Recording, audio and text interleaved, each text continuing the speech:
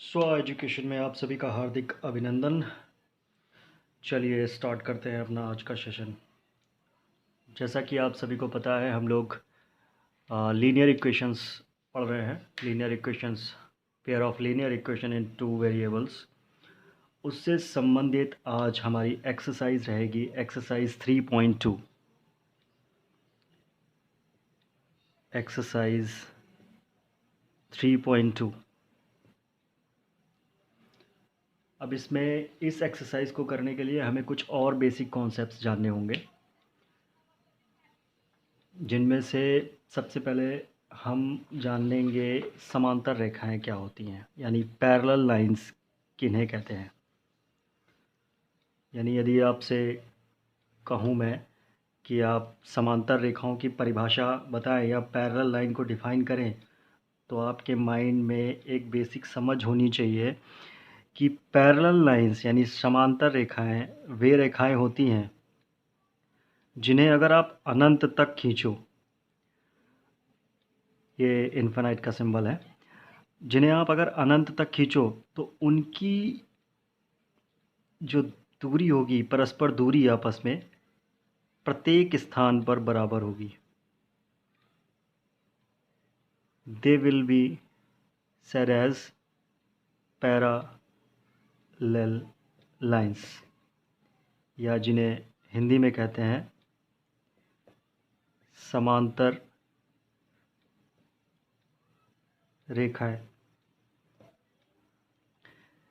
यानी इन रेखाओं के कोऑर्डिनेट्स कुछ इस टाइप के होंगे, जिनसे होकर के ये गुजरेंगी।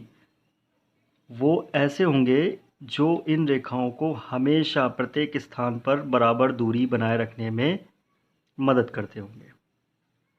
ये तो बात हो गई पैरेलल लाइंस की, कि समांतर रेखाएं क्या होती हैं। फिर बात आती है इंटरसेक्शन की, यानी प्रतिच्छेदित रेखाएं क्या होती हैं। देखिए, प्रतिच्छेदित रेखाएं वे रेखाएं होती हैं जो किसी एक बिंदु पर एक दूसरे को परस्पर काटती हैं। सपोज़ करिए ये x, y है, ये कोई बिंदु है, इस पर ये काटेंगी।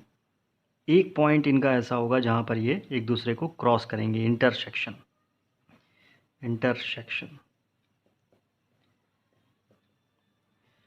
ये हो गई बात आपकी प्रतिच्छेदी रेखाओं की।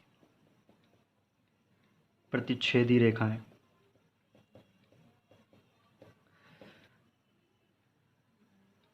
थर्ड चीज़ हमें पता होनी चाहिए, समपाती रेखाएं क्या होती हैं।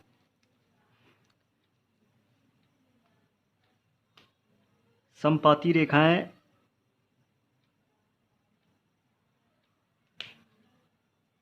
एक दूसरे के लगभग ऊपर से जाती हैं, जिनमें कई सारे पॉइंट्स लगभग ऑलमोस्ट सिमिलर होते हैं। यहाँ पर आप देख सकते हैं, अगर इस रेखा के लिए ये कोऑर्डिनेशन x, y होगा, तो इसके लिए भी x, y होगा। They will be said as समपाती रेखाएं। ओके, तो ये हमने बेसिक चीज़ें जानी रेखाओं के बारे में। मैं चाहूँ तो डायरेक्ट अभी एक्सरसाइज उठाऊँ और सॉल्व करने लग जाऊँ और फिर वहाँ पर समझाऊँ। इससे अच्छा आप पहले से ही चीज़ें क्लियर करके चलें। अभी तक आपने ग्राफीय निरूपण पढ़ा, यानी कोई इक्वेशन दी होती थी ax + by + c जैसी, और उसे आप ग्राफ पर दिखा देते थे। अभी ग्राफ पे दिखाने के साथ साथ आपको x और y की वैल्यू भी फाइंड करनी होंगी। ठीक है, वहाँ पर दो रेखाएं जैसे दी होंगी, a1 b1 c1 मान लेते हैं। दूसरी मान लेते हैं a2x +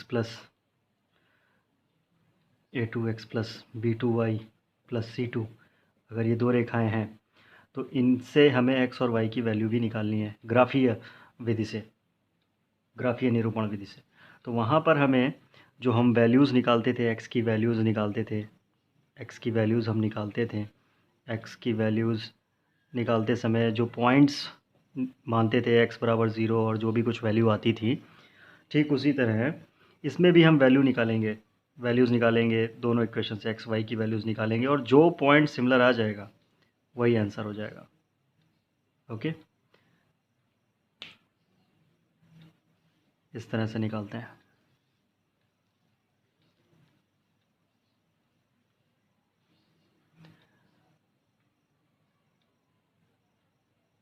फिर हम बात करेंगे यहाँ पर, यदि आपसे कहा जाए कि प्रूव करिए,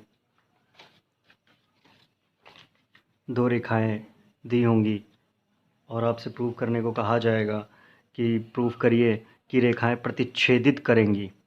सपोज़ करिए कि a1x plus b1y plus c1 is equal to 0 हो एक इक्वेशन, और दूसरी a2x plus b2y plus c2 is equal to 0 हो, और कहा जाए कि ये रेखाएं प्रतिच्छेदित करेंगी। तो ध्यान रखिएगा, इसमें कुछ कंडीशन होती हैं, वो कंडीशन मैं सारी आपको बता देता हूँ बारी बारी से। कंडीशन 1 क्या है कि अगर रेखाएं प्रतिच्छेद करेंगी यानी इंटरसेक्ट करेंगी, प्रतिच्छेदित करेंगी, तो हमेशा ध्यान रखिएगा a1/a2 does not equal to होगा b1/b2, और इनका जो युग्म होगा वो संगत कहलाएगा। ठीक है। सेकंड कंडीशन, युग्म असंगत होगा। उसकी कंडीशन क्या होगी कि a1/a2 इक्वल होगा b1/b2 के, but does not equal to होगा c1/c2 के। तो युग्म असंगत होगा, और साथ ही साथ रेखाएं जो हैं वो समांतर होंगी।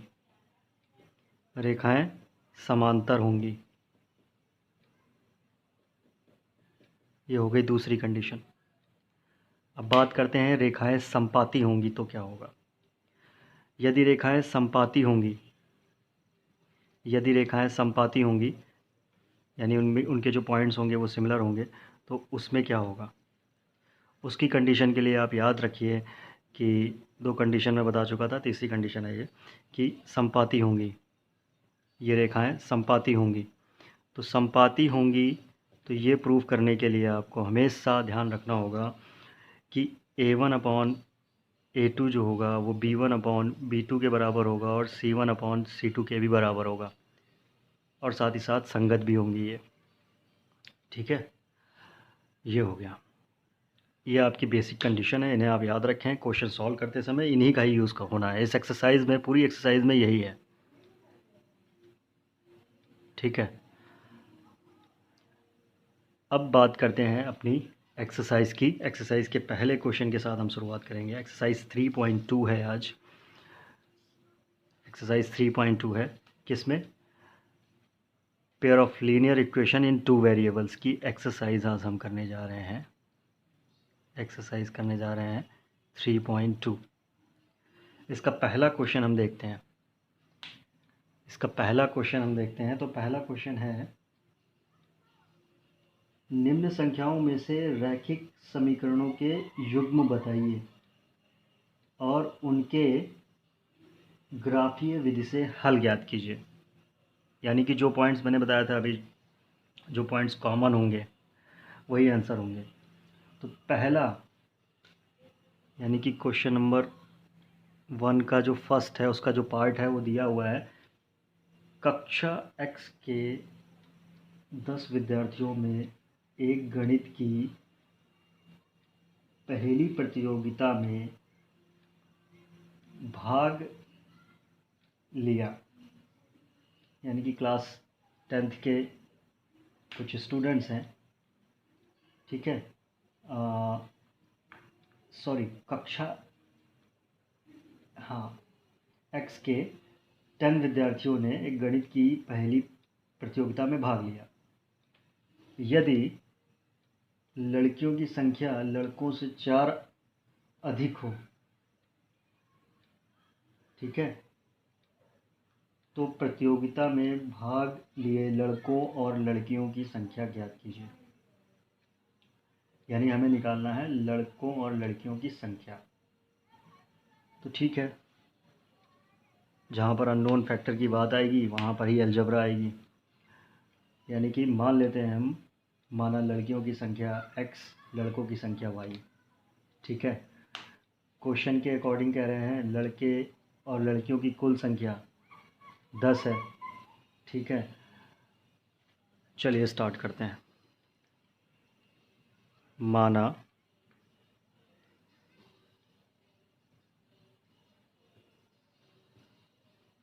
लड़कियों की संख्या x व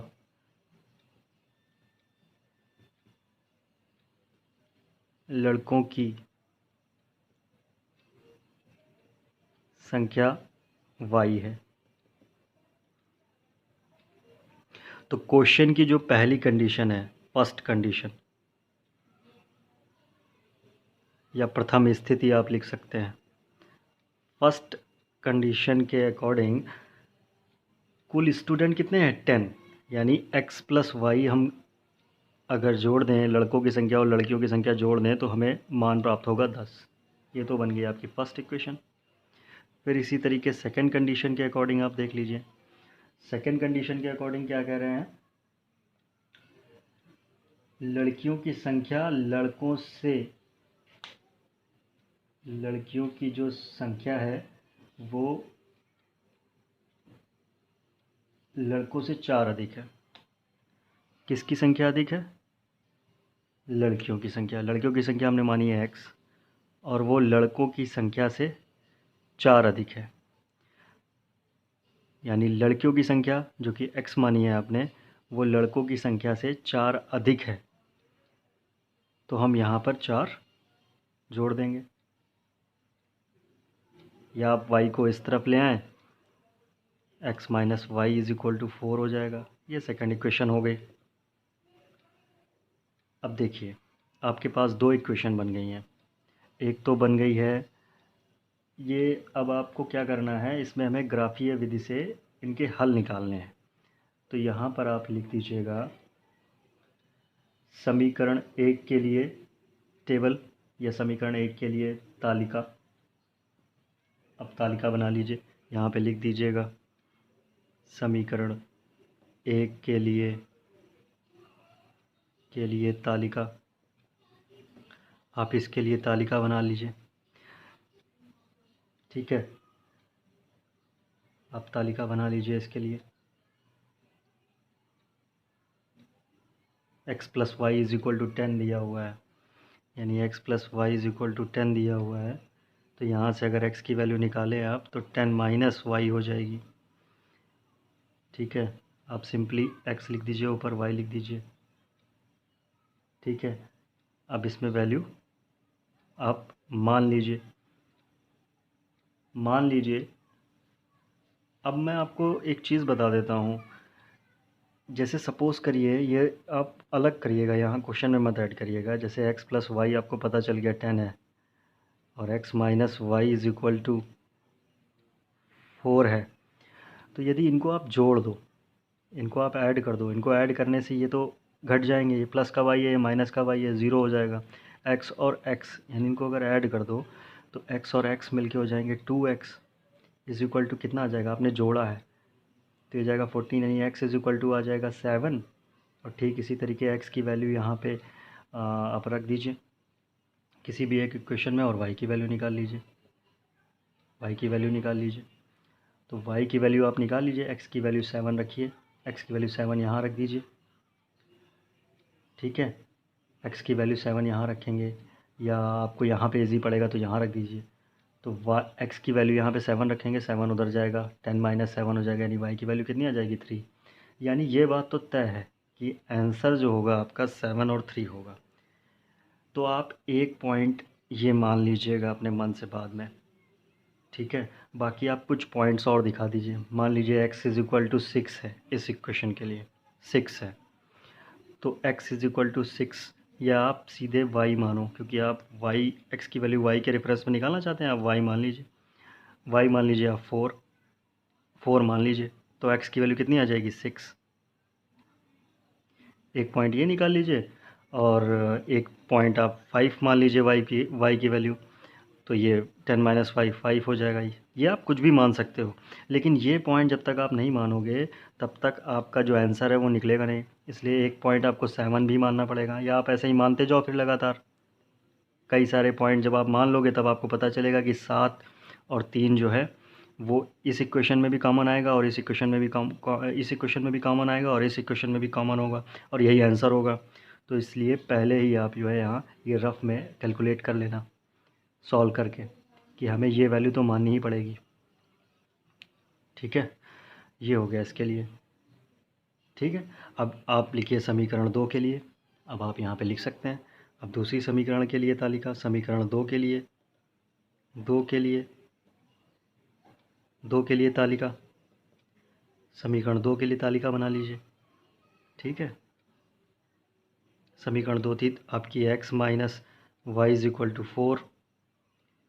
ठीक है, यहाँ पे आप लिख दीजिए x y।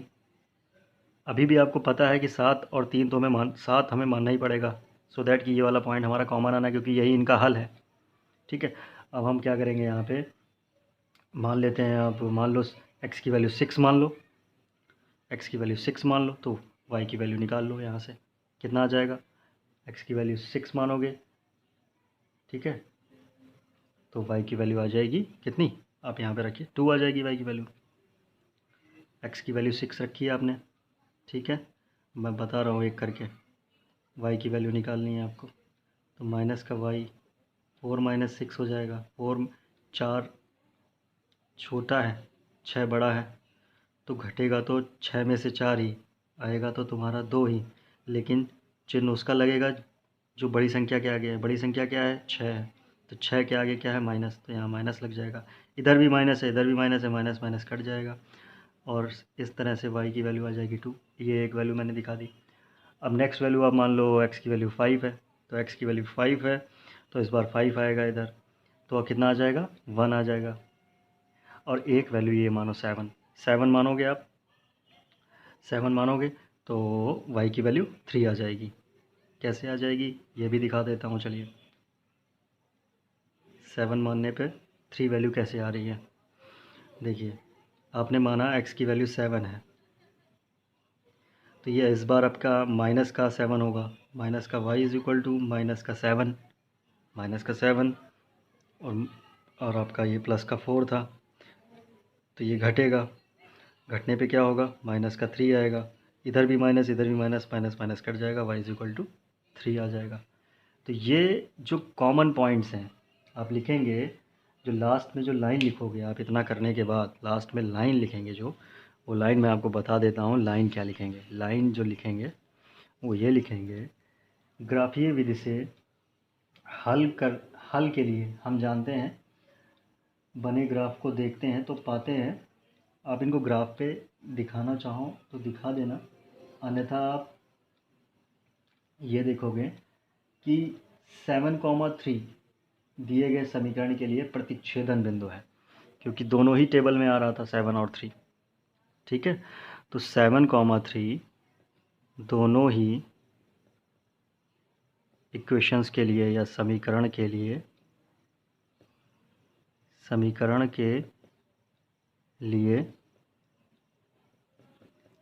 प्रतिच्छेदन बिंदु है। जब 7,3 दोनों में ही कॉमन होगा तो जाहिर सी बात है कि दोनों रेखाएं इस पॉइंट से तो पास होंगी, तो इंटरसेक्ट करेंगी। जो इंटरसेक्ट्स या कॉमन पॉइंट जो है उनका वही आंसर होगा। 7,3 दिए गए समीकरण के लिए प्रतिच्छेदन बिंदु है, जो कि रैखिक समीकरण युग्म का उभयनिष्ठ हल है, जो कि लीनियर इक्वेशन का जो दी हुई थी रैखिक समीकरण का उभयनिष्ठ मतलब कॉमन उभयनिष्ठ हल है। ओके, ये आपका फर्स्ट को जो इसका फर्स्ट क्वेश्चन का जो फर्स्ट पार्ट था वो सॉल्व हो गया। Move to the next one. Next question की तरफ बढ़ते हैं। क्वेश्चन नंबर इसी का फर्स्ट का सेकंड पार्ट है आपकी।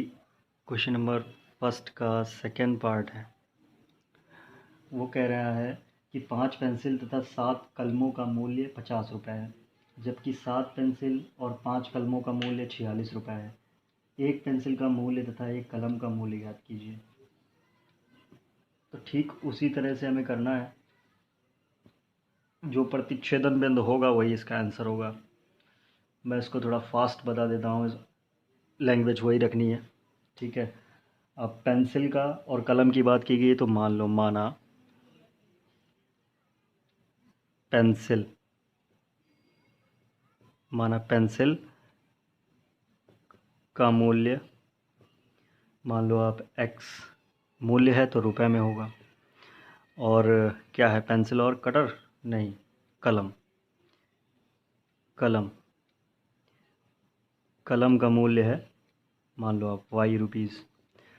तो क्वेश्चन की जो फर्स्ट कंडीशन है, फर्स्ट कंडीशन के अकॉर्डिंग क्या कह रहा है वो, कि 5 पेंसिल, एक पेंसिल का मूल्य x रुपीज़ है तो 5 पेंसिल का कितना होगा 5x, और 7 कलम का मूल्य कितना है 50 रुपये। ये पहली इक्वेशन बन जाएगी, समीकरण 1 हो गई। और इसी तरीके से सेकंड कंडीशन देखो, कह रहा है, सेकंड कंडीशन में कह रहा है 7 पेंसिल और 5 कलम। इस बार पेंसिल कितनी है 7, कलम कितनी है 5, उनका मूल्य कह रहा है ये कि 46 रुपये है। ये इक्वेशन बन जाएगी 2। इन दोनों को आप अलग से सॉल्व करके देख लो। इन दोनों को जब आप सॉल्व करोगे, देखो एक्स और वाई के कोफिशिएंट चेंज हैं, तो ये भी सिद्ध हो रहा है कि ये दोनों रेखाएं जो हैं वो इंटरसेक्ट करेंगी, यानी प्रतिच्छेदी रेखाएं हैं, जो कि आगे आने वाले क्वेश्चंस में आप देखोगे, ठीक है। चलिए अभी फ़िलहाल यहाँ पर फोकस करते हैं। अब इसमें निकालना है आपको। इसमें निकालने के लिए आप एक्स और वाई की जो वैल्यू है वो मानिए, दोनों के हल निकालेंगे तो आपको एक पॉइंट कॉमन, आप ऐसे रफ में इनका देख लो कौन सा पॉइंट जो होगा वो कॉमन होगा, वो आप देख लो कैसे इनको सॉल्व कर लो। इनको सॉल्व करने के लिए आप इनको सॉल्व कर लो। सॉल्व करने के लिए आप देख लो क्या कर सकते हैं, ठीक है। सॉल्व करने के लिए कई सारे मेथड्स हैं। फ़िलहाल यहाँ पर जो आपको बेटर लगता है वो आप निकाल लो। आप निकालोगे तो आपको आंसर जो मिलेगा वो x की वैल्यू आपकी इसमें आ जाएगी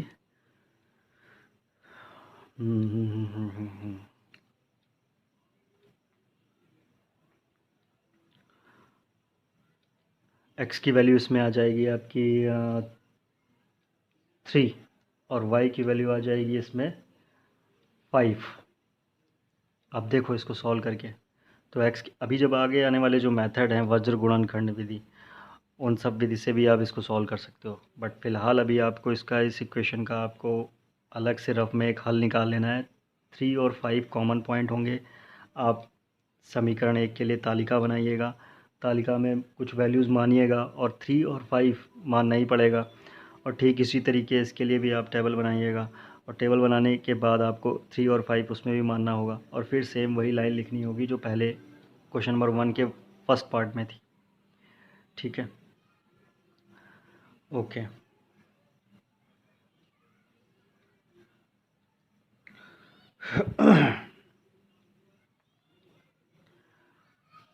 ये तो रही एक बात। अब हम नेक्स्ट क्वेश्चन करते हैं। सेम क्वेश्चन है, सिमिलर क्वेश्चन है। If you not able to answer, if you not able to solve the problem, you can comment me. आप कमेंट करिएगा, मैं इसको सॉल्व करके पूरा बता दूंगा, ठीक है। मैथ प्रैक्टिस से आती है, मैं फिर रिपीट कर रहा हूँ, आपको प्रॉब्लम्स को खुद सॉल्व करना पड़ेगा। मैं सिर्फ मेथड बता सकता हूँ यहाँ पे, और मैं उसी पे ज़्यादा फोकस कर रहा हूँ। ये एक साथ पूरी चीज़ें लिख दी थी मैंने, यदि आप चाहो तो इसे स्क्रीनशॉट ले सकते हैं इसका। अदरवाइज़ आप हमारे टेलीग्राम चैनल पे जुड़ जाइए। टेलीग्राम चैनल पे मैं अपनी लिंक डिस्क्रिप्शन बॉक्स में शेयर कर दूंगा, आप वहाँ पर ऐड हो जाएं। ऐड होने के बाद मैं इस तरीके की जो बेसिक चीज़ें होती हैं वहाँ पर शेयर करता हूँ, आपको उनसे लाभ मिलेगा। चलिए नेक्स्ट क्वेश्चन करते हैं। Next new different type of problem, question number 2 solve करते हैं। क्वेश्चन नंबर 2 है, अनुपातों A1/A2 B1/B2 और C1/C2 की तुलना ज्ञात कीजिए। निम्न समीकरण युग्म द्वारा निरूपित रेखाएं एक बिंदु पर प्रतिच्छेद करती हैं। यानी हमें ये दिखाना है कि ये रेखाएं प्रतिच्छेद करती है या समांतर हैं या समपाती हैं। तो हमें वो कंडीशन जो मैंने पहले बताई थी वो हमें हमारे दिमाग में होनी चाहिए, तभी हम इन इक्वेशन को सॉल्व कर पाएंगे। क्वेश्चन नंबर 2 का फर्स्ट पार्ट, इसमें जो इक्वेशन दी है वो हम नोट कर लेते हैं जल्दी से। पहली इक्वेशन है 5x minus 4y plus 8 is equal to 0। Next equation है 7x plus 6y minus 9 is equal to 0। आप जल्दी से A1 B1 C1 इसकी आप इस इक्वेशन से कंपैरिजन कर दीजिए, ठीक है। इस इक्वेशन से इसकी कंपैरिजन कर दीजिए। तुलना करने पर आपको A1 की जगह 5 मिल रहा है, तो आप लिखिए जल्दी से कि हमारा A1 कितना है। A1 हमारा 5 है।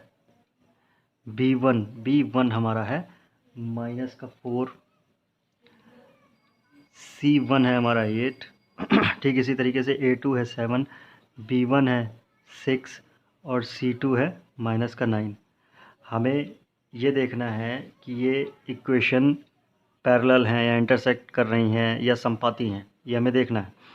तो फर्स्ट क्वेश्चन नंबर 2 का फर्स्ट पार्ट है ये इक्वेशन दी हुई है आपके सामने। तो आप इसमें सबसे पहले A1/A2 निकालो। A1/A2 वो क्या होगा 5/7, पहली चीज़। सॉरी यहाँ 2 होगा। B1/B2 माइनस 4/6, ठीक है, ओके। फिर ये निकालो C1 निकालो। C1 क्या होगा 8/-9। अब सिंपल से आप इसमें एक चीज़ ये देखो कि जब हमारे A1 और A1/A2 ही B1/B2 के बराबर नहीं है, तो C1 और C1/C2 तक जाने की बात ही नहीं है। पहली कंडीशन ही जो मैंने फर्स्ट कंडीशन बताई थी, if A1/A2 does not equal to B1/B2, तो रेखाएं इंटरसेक्ट करेंगी और साथ में ही युग्म जो होगा वो असंगत होगा, युग्म संगत होगा। लेकिन संगत असंगत यानी कंसिस्टेंसी और इनकंसिस्टेंसी की बात की ही नहीं है। इन्होंने क्वेश्चन में सिर्फ पूछा था कि आप बताइए रेखाएं इंटरसेक्ट कर रही हैं या पैरेलल हैं या फिर समपाती हैं। तो इस क्वेश्चन में हम सिर्फ ये देखेंगे कि ये रेखाएं इस तरह से हम देख सकते हैं कि A1/A2 does not equal to B1/B2। तो हम ये कह सकते हैं कि रेखाएं जो होंगी वो क्या करेंगी, प्रतिच्छेद करेंगी। यहाँ लिख दीजिएगा कि यहाँ लिखिएगा हम जानते हैं और अब आप भी जान जाओ, हम जानते हैं कि A1/A2 इफ़ हम जानते हैं यदि, और लिख देना है यहाँ पे, यदि A1/A2 does not equal to B1/B2, तब रेखाएं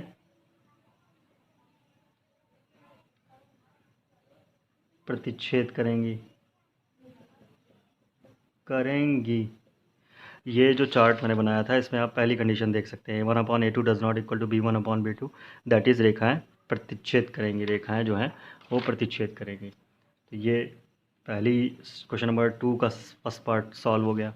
ठीक इसी तरीके इसमें आई थिंक 3 पार्ट्स दिए हैं। क्वेश्चन नंबर 2 के 3 पार्ट दिए हैं, तो तीनों ही पार्ट हम सॉल्व कर लेते हैं। ये तो हो गया फर्स्ट।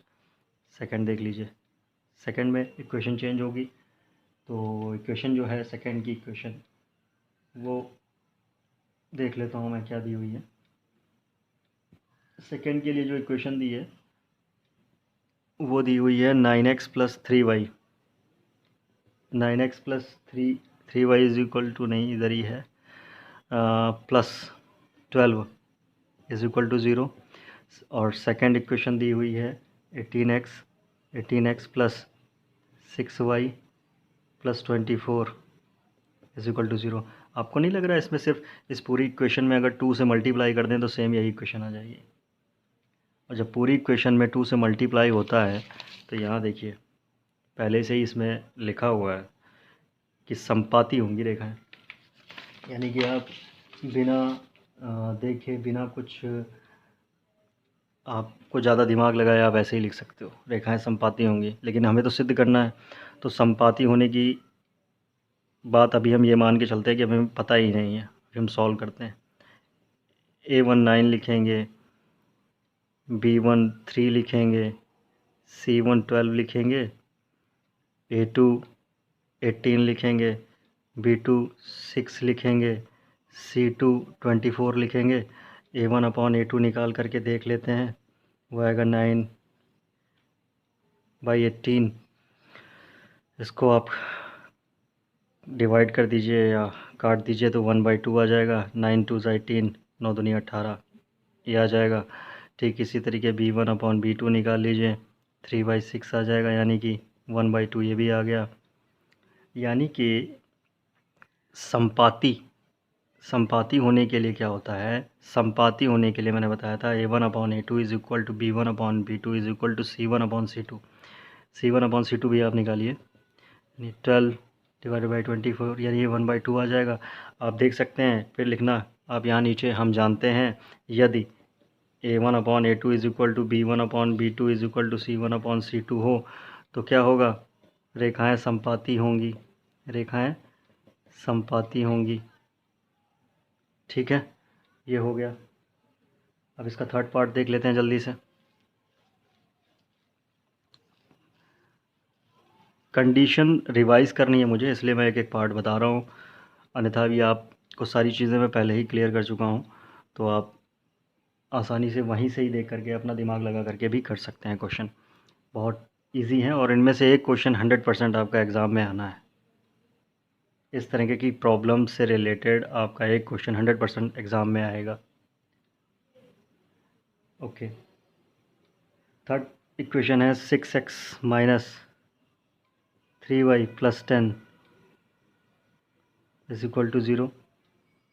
दूसरी इक्वेशन दी हुई है 2x minus y plus 9 is equal to 0। जल्दी से A1 हम डायरेक्ट ही लिख देते हैं इस बार। A1 upon A2, A1 upon A2 कितना हो जाएगा, A1 अपॉन A2 6/2 हो जाएगा। ठीक है, और B1 अपॉन B2 निकाल लेते हैं। B1 अपॉन B2 कितना हो जाएगा, माइनस का 3 और यहाँ 1 मान लेते हैं, यहाँ कुछ है नहीं आगे तो 1 मान लेते हैं। C1 अपॉन C2 निकाल लीजिए, ऊपर 10 है नीचे 9 है, यानी एक बात तो तय है कि C1 अपॉन C2 इन दोनों से ही मेल नहीं खाता। इसको तो हम डिवाइड कर सकते हैं, ये प्लस का 3 होगा, यहाँ नीचे माइनस का 1 मानना पड़ेगा चिन्ह के साथ, ये माइनस माइनस कैंसिल हो जाएगा। यानी एक बात तो तय है कि A1 अपॉन A2 जो है वो B1 अपॉन B2 के बराबर है, but does not equal to C1 upon C2 है। ये कंडीशन है रेखाओं के समांतर होने की, रेखाएं समांतर होती हैं। ठीक है, यानी रेखाएं क्या होंगी, समांतर होंगी। और इसी के साथ एक और चीज़ बताई थी मैंने कि युग्म असंगत होगा, संगत नहीं होगा। संगत तब होगा जब ये इक्वल होता, A1 upon A2 is equal to B1 upon B2 is equal to C1 upon C2 होता, तो संगत भी होता। फिलहाल ये अभी समांतर होंगी। ये हो गया इसका ये पार्ट भी। अब क्वेश्चन नंबर 3 की तरफ चलते हैं, एक नई प्रॉब्लम के साथ फिर से क्वेश्चन नंबर 3 के पास चलते हैं और देखते हैं क्वेश्चन नंबर 3 क्या कहता है। क्वेश्चन नंबर 3 कह रहा है अनुपातों A1 upon A2, B1 upon B2 और C1 अपॉन C2 की तुलना कर ज्ञात कीजिए कि निम्न रैखिक समीकरणों के युग्म संगत हैं या असंगत हैं। संगत हैं या असंगत हैं, संगत होंगे तो A1 upon A2 does not equal to B1 upon B2 होगा, असंगत होंगे तो A1 अपॉन A2 तो इक्वल होगा B1 अपॉन B2 के, लेकिन C1 अपॉन C2 के इक्वल नहीं होगा। इसमें भी आपके 5 पार्ट दिए हुए हैं, 5 पार्ट दिए हुए हैं। ओके, 5 पार्ट दिए हुए हैं, तो चलिए ठीक है, कोई नहीं। क्वेश्चन नंबर 3 का फर्स्ट पार्ट बताता हूँ मैं। इक्वेशन दी हुई है 3x plus 2y,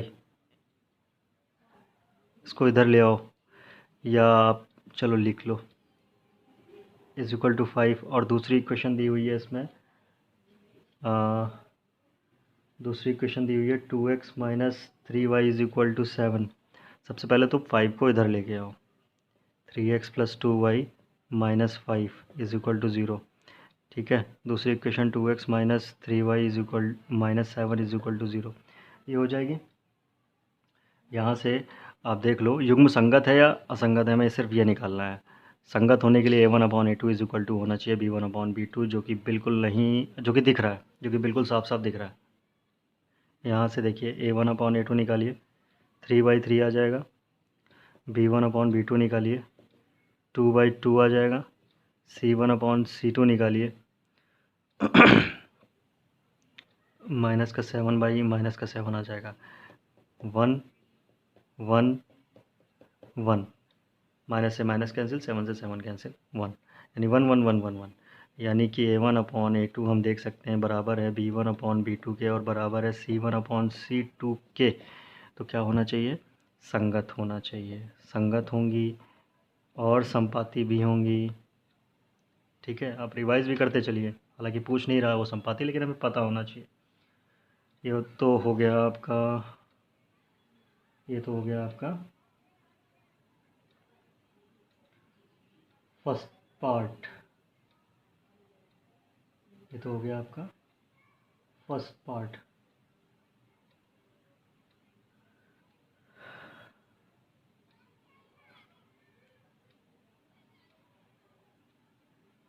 I think मैंने कुछ गड़बड़ की है। आई थिंक मैंने कुछ गड़बड़ की है।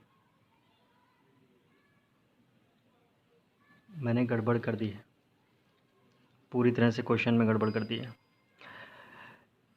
समीकरण 1 ये थी, समीकरण 2 ये थी, ऐसा है क्या? नहीं, समीकरण 1 ये, अब मैं पूरा क्वेश्चन ही बिगाड़ के फिर से करता हूँ। क्वेश्चन मैंने गड़बड़ कर दिया, मैंने इक्वेशन गलत रीड कर ली। देखिए पहली इक्वेशन थी 3x plus 2y is equal to 5, इसको हम लिख सकते हैं 3x plus 2y minus 5 is equal to 0। दूसरी इक्वेशन थी 2x minus 3y is equal to 7। जल्दी जल्दी में कभी कभी हो जाता है, इसलिए मैथ बहुत पेशेंस से करनी है, टाइम बहुत मिलता है वहाँ पे। और यदि आप गलती करते हो तो इतना आपको समझ होनी चाहिए, आप अपनी गलती ढूंढ के सही भी कर सको। खैर, 2x minus 3y minus 7 is equal to 0। We are human, गलतियाँ होना स्वाभाविक है। ये समीकरण 1 है, ये समीकरण 2 है। अब इसमें हमें a1/a2 निकालना था, मैं एक इक्वेशन में ही निकालता चला गया। ये हो गया 3/2। b1/b2 निकालिए, वो निकलेगा 2/-3। c1/c2 निकालिए, माइनस का 7/, माइनस का 5/-7। इनमें से ना तो आपका a1/a2 इक्वल है b1/b2 के, ना तो c1/c2, तीनों ही नहीं इक्वल है देखा जाए तो। लेकिन हमें संगत और असंगत सिर्फ फाइंड आउट करना था। तो a1/a2, if a1/a2 does not equal to b1/b2, then ये क्या होगा? युग्म संगत होगा, संगत होगा। आप यहाँ लिख सकते हो संगत होगा। ये पहला पार्ट हो गया, अब सही है। ठीक है, अब गलत नहीं है।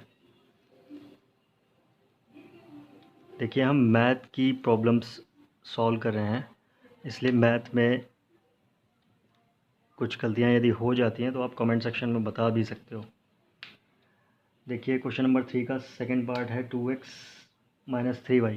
पहली इक्वेशन दी हुई है 2x minus 3y is equal to 8। इसको हम क्या लिख सकते हैं? 2x minus 3y minus 8 is equal to 0। ये इक्वेशन फर्स्ट हो गई। सेकेंड इक्वेशन दी है 4x minus 6y is equal to 9। तो इसको हम लिख सकते हैं 4x माइनस 6y माइनस का 9 is equal to 0। Equation second जल्दी से निकाल लीजिए, a1/a2 b1/b2। a1/a2 निकालिए, 2/4 आ जाएगा। b1/b2 निकालिए, माइनस का 3 माइनस का 6। जल्दी से c1/c2 निकालिए, -8 माइनस का 9, माइनस माइनस कैंसिल, और 1/, ये कट जाएगा, 2 आ जाएगा, ये माइनस माइनस कैंसिल, ये 1/2 आ जाएगा। यानी हम देख सकते हैं A1/A2 is equal to B1/B2, but C1/C2 के इक्वल नहीं है। तो ये क्या होंगी रेखाएं? असंगत। असंगत, और साथ ही साथ क्या होंगी? समांतर भी होंगी। लेकिन हमें समांतर पूछ नहीं रहा है क्वेश्चन में, तो हम सिर्फ इतना लिखेंगे ये असंगत होंगी। जल्दी से मूव करते हैं पार्ट 3 के पास। पार्ट 3, थर्ड का 3 पार्ट देख लीजिए भाई। थर्ड का 3 पार्ट थोड़ा सा इन्होंने टिपिकल करने की कोशिश की है। टिपिकल करने की क्या की है? कोशिश की है, लेकिन कोशिशें क्या होंगी? नाकाम हो जाएंगी। ये इन्होंने पहली इक्वेशन दी है, ठीक है। कोई नहीं, आप ऐसे ही लिखी रहने दो, कोई समस्या नहीं है इसमें, ठीक है। आप केवल प्लस का 7 है, इधर ले आओ, इधर आके 0 माइनस का हो जाएगा और उधर 0 हो जाएगा। सेकेंड इक्वेशन क्या है? अच्छा, सेकेंड इक्वेशन सिंपल दी है। सेकेंड इक्वेशन सिंपल दे दी, 9x minus 10y is equal to 14 है, इधर आएगा माइनस में हो जाएगा, उधर 0 बचेगा। A1/A2 निकालो। A1 कितना है? 3/2, और अपॉन में कितना है? 9। और हमने बराबर कहाँ लगा रखा है? यहाँ, जो कि एग्जामिनर देखेगा और कहेगा इसको इक्वल का साइन लगाने की समझ नहीं है। अब यहाँ पे इक्वल का साइन लगेगा, इक्वल का जो साइन लगेगा वो यहाँ लगेगा। जब भी ऐसी कंडीशन होती है तो कितना आना चाहिए, आप मुझे बताइए। ऐसी कंडीशन अगर होगी तो सॉल्व करना आना चाहिए ना। तो A1/A2 कितना आएगा, आप मुझे बताइए। अब जो होगा 3/2 और 9 कहाँ जाएगा? 9 यहाँ पे आना चाहिए। 9 कहाँ पे आएगा? 9 यहाँ पे आएगा। हम इसको काट सकते हैं, तो ये हो जाएगा 1/6। B1/B2 निकाल लो। B1 कितना है? 5/3, और ये कितना है? माइनस का 10, यानी 5/3 इंटू माइनस का 10 कितना आ जाएगा? माइनस का 1/6। आप एक चीज़ बताओ, क्या A1/A2 is equal to B1/B2 है? नहीं है ना, तो आप यहीं से ही डायरेक्ट लिख दो A1/A2, ये 1/6 पॉजिटिव है, ये 1/6 नेगेटिव है। अगर दोनों में आप 6 का मल्टीप्लाई भी कर दो तो 6 दोनों में करोगे आप तो 6 कैंसिल हो जाएगा, ये 1 आ जाएगा, ये माइनस का 1 आ जाएगा। अगर आप ज़्यादा फ्रैक्शन में नहीं लिखना चाहते हो तो आप ऐसे भी कर सकते हो, ये 1 है, ये -1 है, ठीक है। तो कि ये इक्वल नहीं है, A1/A2 does not equal to B1/B2। और जब भी ये कंडीशन होती है तो युग्म क्या होता है? संगत होगा, संगत होगा। और प्रतिच्छेद भी करेंगी रेखाएं, ठीक है। बट प्रतिच्छेद के लिए पूछा नहीं इन्होंने, तो हम क्यों बताएं। जितना पूछा जाए उतना बताना है, अच्छे से बताना है, बात ख़त्म। Question number 3 over.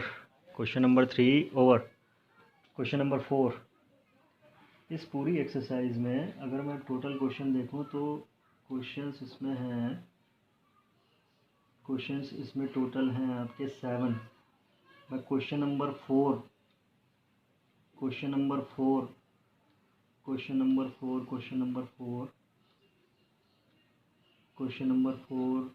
को करने के बाद स्टॉप लूँगा, ओके। क्योंकि एक साथ वीडियो फिर बनाता हूँ, फिर वो बहुत लंबा हो जाता है और फिर कोई अपना जो है क्या बोलते हैं, सेल्फ कंसंट्रेशन, वो लूज़ करने लगता है। Question number 4 will be the last question of today. Next question we will continue by tomorrow. Question number 4 देख लेते हैं। क्वेश्चन नंबर 4 में कह रहे हैं निम्न रैखिक समीकरणों के युग्म में से कौन से युग्म संगत हैं, असंगत हैं, यदि संगत हैं तो ग्राफी विधि से हल कीजिए। ठीक है, ग्राफी विधि से हल करना है, मतलब वही हमें कॉमन पॉइंट जो होगा दोनों में रेखाएं इंटरसेक्ट करेंगी, वही यूबेनिस्ट हल हो जाएगा आपका। तो पहली क्वेश्चन ले लेते हैं जल्दी से, टाइम वेस्ट ना करते हुए। x plus y is equal to 5, x plus y is equal to 5 and next है 2x plus 2y is equal to 10। इसको हम लिख सकते हैं x plus y minus 5 is equal to 0। इसको लिख सकते हैं 2x plus 2y is minus 10 is equal to 0। a1/a2 निकालिए फटाक से, कितना आ जाएगा 1/2। b1/b2 निकालिए, b1/b2 निकालिए। b1 1 है प्लस का, ये माइनस का 2। साइन भी देखते रहना है, अदरवाइज़ फिर गलत हो जाएगा। c1/c2 निकालना है, माइनस का 5 बाई माइनस का 10, यानी इसको 1/2 लिख सकते हैं। माइनस से माइनस कैंसिल एंड 5 से 10, 5 2 से 10। ये तीनों ही बराबर हैं। a1/a2 is equal to b1/b2 is equal to c1/c2। Question कह रहा था कि युग्म संगत हैं या असंगत हैं, हमें पहले तो ये निकालना है। तो पहली बात तो ये है कि ये संगत हैं, संगत हैं क्योंकि ये तीनों ही बराबर हैं। संगत हैं और संपाती भी हैं, लेकिन संगत असंगत की बात की गई है, संगत हैं। अब ग्राफी विधि से हल करना है, तो ग्राफी विधि से आप हल कर लो इसको। ग्राफी विधि से हल करने के लिए समीकरण 1 के लिए तालिका बनाइए, समीकरण 2 के लिए तालिका बनाइए। समीकरण 1 के लिए तालिका बनाइए, समीकरण 2 के लिए तालिका बनाइए। इक्वेशन देखने में ही अगर मैं इस पूरी इक्वेशन में 2 से मल्टीप्लाई कर दूं तो ये इक्वेशन और ये इक्वेशन सेम ही है। ठीक है, और आप जानते हो इसमें x की वैल्यू और y की वैल्यू आप देख लो, ऐसे ही पता चल रहा है। 5 और कितना y की वैल्यू 0 आ जाएगी, लेकिन फिर भी चलो इधर बना लेते हैं हम समीकरण 1 के लिए तालिका, समीकरण 1 के लिए तालिका, और इधर बना लेते हैं हम समीकरण 2 के लिए। जिन बच्चों को लैंग्वेज नहीं अगर लिखनी आ रही है कि क्वेश्चन हल करते समय लैंग्वेज कैसे लिखें, तो वो मैं अपने नेक्स्ट वीडियो में यानी कल आपको इत्मीनान से बता दूंगा कि कैसे लिखते हैं। ठीक है, ऐसे ही मत वहाँ लिख देना, वरना मैं सिर्फ यहाँ समझ विकसित कर रहा हूँ आपकी। ठीक है, आप इसका पहले इस इक्वेशन के लिए अलग से दिखाओगे कॉपी में, फिर जब ये ओवर हो जाएगी तो आप इस इक्वेशन के लिए दिखाओगे अलग से। यहाँ पे जगह कम है तो उस हिसाब से मैं हैंडल कर रहा हूँ। X plus y minus 5 is equal to 0, इसके लिए हमें बनानी पड़ेगी तालिका। तो ये एक टेबल बना लेते हैं। मैंने बताया 5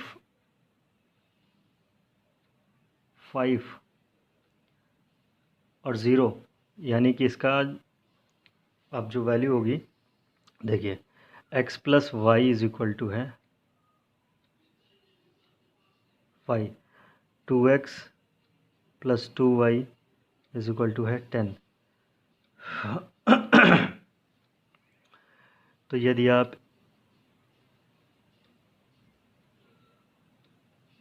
इस इक्वेशन में पूरी 2 से मल्टीप्लाई कर दो तो ये हो जाएगा 2x plus 2y is equal to 10।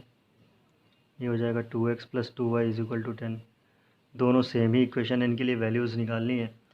तो आप इनको अगर घटाओगे या जोड़ोगे तो वो इसी तरह से जुड़ती रहेंगी और आंसर नहीं निकलेगा इससे। क्यों नहीं निकलेगा? क्योंकि किसी एक की वैल्यू 0 है। किसकी वैल्यू 0 है वो आप देख सकते हो कि यदि हम इस इक्वेशन को उठाएं, चलिए रफ वर्क है, इसके बारे में हम चर्चा यहाँ पे अभी नहीं करते हैं, पहले हम क्वेश्चन सॉल्व कर लेते हैं अपना। ये x है, ये y है, ठीक है, ये x है और वो y है। तो हम मान लेते हैं यहाँ पर x की वैल्यू मान लेते हैं 3 मानिए। x की वैल्यू 3 मानिए, उधर जाएगी तो y की वैल्यू कितनी आ जाएगी, 5 माइनस 3 2 आ जाएगा। फिर आप मान लीजिए 4 मान लीजिए x की वैल्यू 4 मानिए तो y की वैल्यू 1 आ जाएगी। फिर आप मान लीजिए 5, x की वैल्यू 5, x की वैल्यू 5 होगी तो उधर जाने पे क्या हो जाएगा, 5 घट जाएगा और y की वैल्यू 0 आ जाएगी। ठीक इसी तरीके इसमें भी मानिए, समीकरण 2 के लिए तालिका x और y की वैल्यू मानिए। मानते हैं इस इक्वेशन में x की वैल्यू आप मान लीजिए यहाँ पर जब सेम इक्वेशन है आप सेम ही मान लो, ठीक है, 3, 4, 5 ये मान लो आप, ठीक है। तो क्या होगा यहाँ पर वैल्यू क्या होंगी, ऐसी ही हो जाएंगी, आप देख सकते हो। और आप इनमें से कॉमन की जो बोलोगे तो कॉमन तो सारी वैल्यूज़ कॉमन होंगी इसमें, ठीक है। तो ये रेखाएं क्या होंगी, जब इनका ग्राफ बनाओगे आप इनका ग्राफ बनाओ। इनका ग्राफ बनाने के लिए आप इसको क्या करो, हाँ ये वैल्यूज़ आप नोट कर लो। वैल्यूज़ नोट कर लिया आपने, तो वैल्यूज़ नोट करने के बाद आप इनका ग्राफ बनाओ। इनका ग्राफ बनाओ तो आप देखोगे जब पॉइंट्स कॉमन है यानी इसको हम रोक लेते हैं और इसको इरेज कर देते हैं, इसको रोक लेते हैं, पॉइंट्स कॉमन ही है तो एक को रोक लेते हैं और एक को इरेज कर दिया हमने, ग्राफ पर दिखा देते हैं। ये रहा ग्राफ हमारा, ये x axis x dash, oh really sorry it's a blunder. ये एक्स एक्सिस, ये एक्स डैश, ये वाई एक्सिस, ये वाई डैश। तो अब हम क्या करेंगे, यहाँ पे देख सकते हैं ये सारे पॉइंट्स हम दिखाएंगे, सारे पॉइंट्स दिखाएंगे। तो आप देख सकते हो यहाँ आप दिखाओ 0, 1, 2, 3, 4, 5, बस इतना ही जाना है। इधर माइनस में हो जाएगा, इधर पॉजिटिव रहेगा, 1, 2, 3, 4 एंड 5 सारे पॉइंट दिखाइए। पहला पॉइंट है 3,2 यानी 3 ये हो जाएगा एक्स एक्सिस पे और कॉमा 2 हो जाएगा ये यहाँ पर, ये हो जाएगा पहला पॉइंट आपका। कितना, ये हो जाएगा आपका 3,2, 4,1 4 एक्स एक्सिस पे और कॉमा 1 यानी ये यहाँ पर, ये हो जाएगा 4,1। फिर आ जाएगा 5,0 5,0 5 एंड कॉमा 0 यानी ये हो जाएगा 5,0। Okay, so you can see, आप देख सकते हो रेखाएं एक दूसरे के ऊपर से जाएंगी, यानी आप देख सकते हो, ठीक है। लास्ट में जो लाइन लिखनी होगी वो आप लिख दीजिएगा कि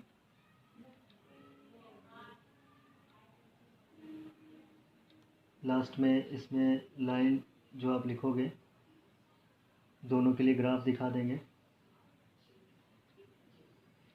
तो इसका आंसर जो होगा वो आप निकाल करके x का वैल्यू जो होगा यहाँ पर क्रमशः दिखाना। इस क्वेश्चन में देखिए सारी इक्वेशन जब सेम ही, दोनों इक्वेशन ही सेम है, तो आप लिखोगे जो आंसर वो ये लिखोगे x के लिए जो मान होगा वो क्रमशः 3, 4, 5 होगा और y के लिए जो मान होगा वो क्रमशः 2, 1, 0, ये तीनों ही मान सेटिस्फाई करेंगे इक्वेशन को, ठीक है।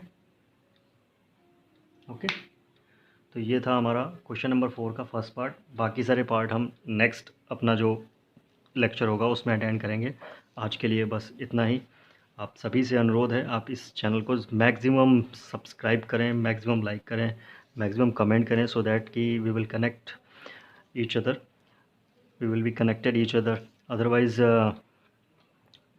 क्या चीज़ आपको समझ आ रही है क्या नहीं आ रही है वो मुझे पता नहीं चल पा रहा है। So this is Sonki signing of.